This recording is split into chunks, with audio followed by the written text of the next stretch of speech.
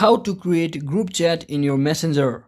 So hello guys, welcome back to my YouTube channel. In this video I'll be showing you how you can easily create your group chat in your messenger application.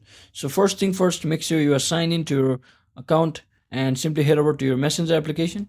And once you're inside here, you can see the pin icon at the top right corner. So simply click on it. Once you click on it, you can simply start creating a group chat. So first thing what you can do is simply click on this group chat option over here and simply select random friends from your friend list. So let's say I want this person to be on my group, and you can simply give your group name as well.